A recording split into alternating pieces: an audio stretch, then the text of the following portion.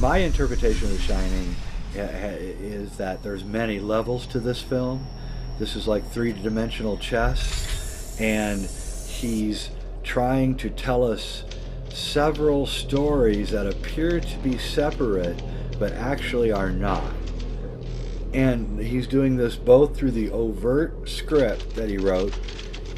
He's telling it through tricks of the trade, the subliminal imagery, and these constant retakes giving him odd angles and things. And he's also telling you through the changes that he made to the Stephen King novel. So if you watch those three things, you begin to understand this deeper story. And this deeper story has its birth, I guess, in the idea that Stanley Kubrick was involved with faking the Apollo moon landings. In fact, I contend that 2001: Space Odyssey, in part, was a research and development project for the Apollo footage that was shot. I'm not saying we didn't go to the moon. I'm just saying that what we saw was faked, and that it was faked by Stanley Kubrick. And I've had Hollywood special effects people from the 60s and 70s who were front screen projection experts tell me that I absolutely have nailed the Apollo footage as being the result of front screen projection.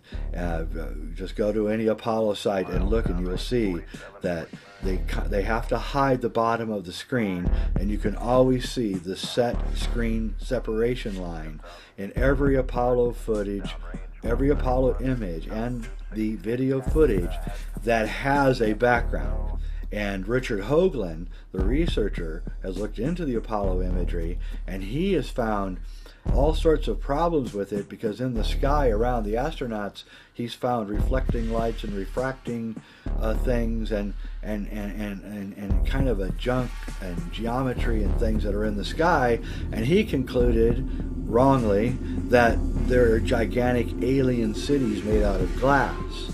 What he's really seeing is the reflections of light off the tiny beads on the Scotch-Light screen, which is being used in the front screen projection process. And so once I nailed the front screen projection process inside the Apollo footage, then I became interested in seeing if Kubrick left any clues in the rest of his career to his possible involvement in faking the Apollo moon footage. And I was overjoyed about 2 years ago when I received my Blu-ray copy of The Shining, and I put it in my Blu-ray machine and sat down one night to watch it, and I realized that all of the things that one could imagine that Stanley Kubrick would have had to go through to fake the Apollo moon footage. And there in the movie, every time that Stanley deviated from the Stephen King novel, he deviated into those exact questions. You know, what was it like to make a deal with the U.S. government? What was it like to accidentally tell someone what you were doing and to watch them possibly have to suffer the consequences of your lack of integrity? What was it like to lie to your wife and tell her that you were doing one thing when you were doing another? What was it like when your wife found out what you were really doing? These are the questions that I had long before I'd seen The Shining again after maybe an 8 or 9 year absence. And I wasn't sure I was right for the first hour. I wasn't sure that I had actually... I wasn't sure if I was blurring the line between what I wanted to see and what I was seeing.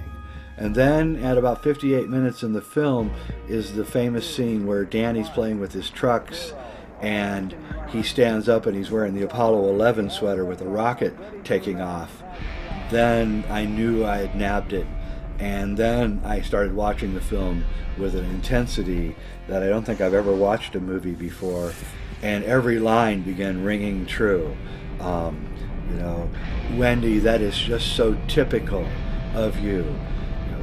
Don't you know I have obligations to my employers? Do you have any idea what a contract is? Do you know what an agreement is? Jack Nicholson's whole tirade against his wife, that's Stanley. That's Stanley telling his wife that after she discovered what he was doing, which was the Apollo footage.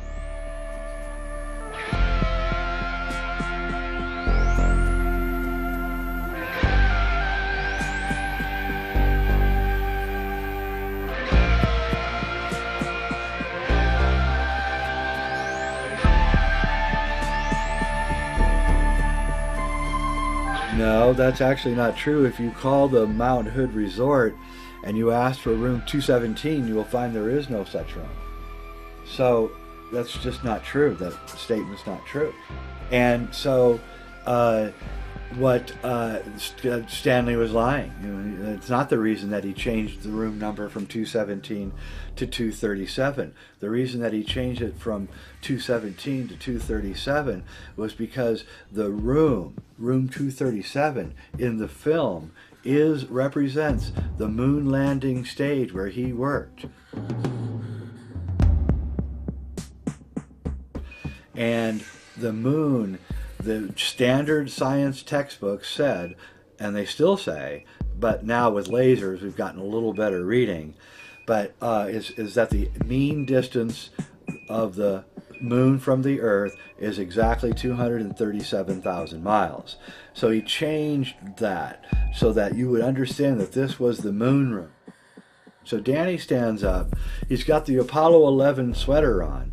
He begins walking down the hallway towards room 237, and there's a key in the lock, and on the key is the words room and then the word NO, which is an old acronym for number, so room number 237, except that the only capital letters on the key are ROOM and then the N from the acronym NO. And if there's only two words that you can come up with that have those letters in them, and that's moon and room. And so on the key, the tag, it says moon room.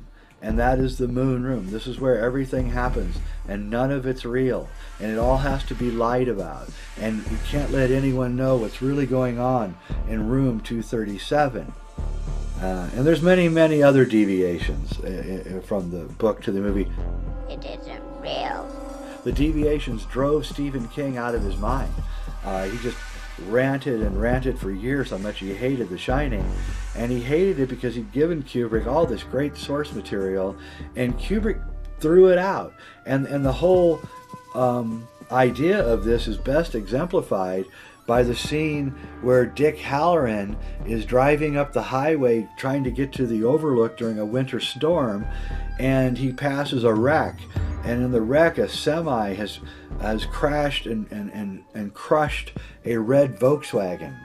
And this is a direct message from Kubrick to King, because in the novel Jack Torrance's car is a red Volkswagen, but in the movie it's a yellow Volkswagen.